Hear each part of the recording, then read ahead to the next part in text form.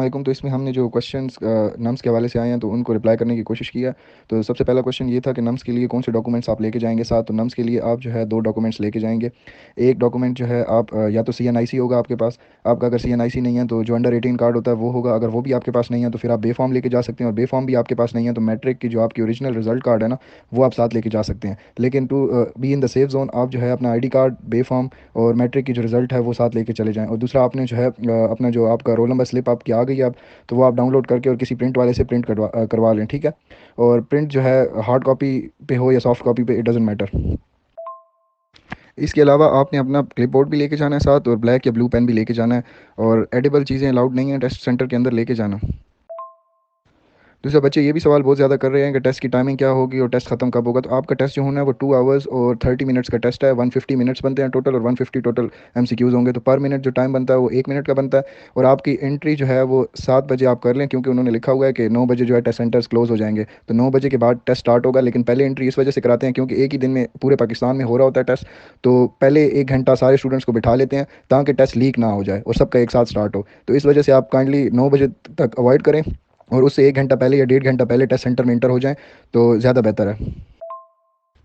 Test जो आपका nums का है वो PMC नहीं बनाएगी, PMC सिर्फ कंडक्ट करवा रही है। टेस्ट नम्स ने खुद बनाया हुआ था, और जैसे पहले नम्स बनाता था अभी भी टेस्ट वैसे ही उसी ने बनाया और उसी तरह बनाया, ठीक है। और दूसरा ये पूछते हैं कि कौन सी बुक फॉलो करें। तो नम्स ज़्यादातर जो है फेडरल बुक से आता है, लेकिन पंजाब की बुक से भी आता है, तो थोड़ी सी वो भी देख लेंगे तो ज़्यादा बेहतर हो जाएगा।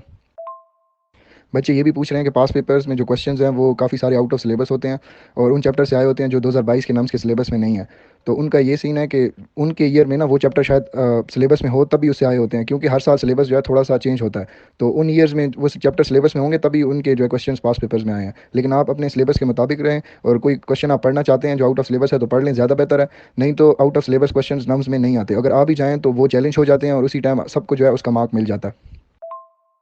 नम ज़्यादा डिफिकल्ट है या MD CAT PMC का ज़्यादा डिफिकल्ट है, तो दोनों के अपने प्रोज हैं और दोनों के अपने कॉन्स हैं। देखा जाए तो दोनों ही डिफिकल्ट हैं, लेकिन क्योंकि नम्स के लिए टाइम कम होता है वो MD CAT से ज़रा कम डिफिकल्ट है। MD CAT के लिए टाइम ज़रा ज़्यादा होता है, 3 आवर्स दिए जाते हैं आपको, और नम्स के लिए 2 आवर्स 30 मिनट्स हैं आपके पास। नम्स के मेरिट की बात करें तो नम्स में सिविलियंस के लिए जो सीट्स होती हैं या ओपन मेरिट की जो सीट्स होती हैं वो 50 सीट्स होती हैं, जो कि बहुत ज़्यादा कम है, ठीक है। तो कंपटीशन बहुत हाई होता है, और ज़्यादातर बच्चों के जो है 148, 149 या 150 तक होते हैं मार्क्स। तो 145 से आप ऊपर लेंगे तो फिर आपके चांसेस बनेंगे कि आप उन 50 सीट्स में से कोई एक आध सीट जो है सिक्योर कर लें, ठीक है। तो नम्स बेसिकली लोग देते हैं नम्स एफिलिएटेड कॉलेजेस में एडमिशन के लिए या आर्मी मेडिकल कॉलेज में एडमिशन के लिए।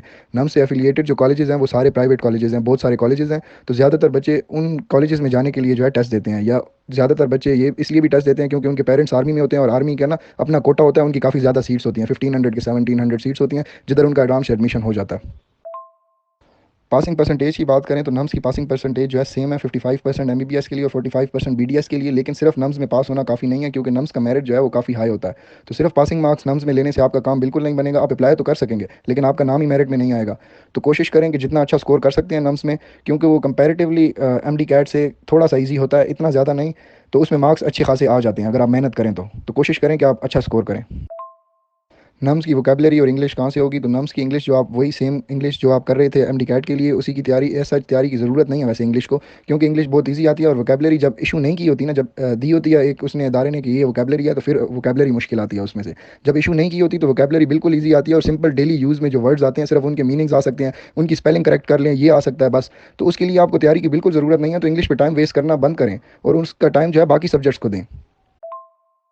और फिजिक्स के न्यूमेरिकल्स की बात करें तो वो न्यूमेरिकल्स की रेशो उसमें नम्स में भी और PMC के MD CAT में भी सेम है। कुछ न्यूमेरिकल्स होते हैं और कुछ जो है नॉन न्यूमेरिकल्स क्वेश्चन होते हैं फिजिक्स के पोर्शन में। ये आप आपकी किस्मत में डिपेंड करता है कि कौन से और कैसे न्यूमेरिकल्स आपके फिजिक्स के जो है आपके टेस्ट में आते हैं। एक बात आपकी अच्छी है, जब एक दिन पे टेस्ट होगा MD CAT और नम्स दोनों, तो जो भी न्यूमेरिकल्स आएंगे तो सबके लिए सेम आएंगे। तो ये इशू नहीं होगा कि किसी के लिए न्यूमेरिकल्स नहीं आए तो किसी के लिए आए। तो आपको जो है उसकी टेंशन लेने की ज़रूरत नहीं है। अगर कोई आउट ऑफ सिलेबस न्यूमेरिकल आ भी गया है तो उसके मार्क्स पहली बात है मिल जाएंगे, और अगर कोई मुश्किल न्यूमेरिकल आ गया, अगर आप नहीं सॉल्व कर पा रहे, तो बाकी लोग भी आपकी तरह वो सॉल्व नहीं कर पाएंगे। चंद एक होते हैं जो सॉल्व कर लेते हैं।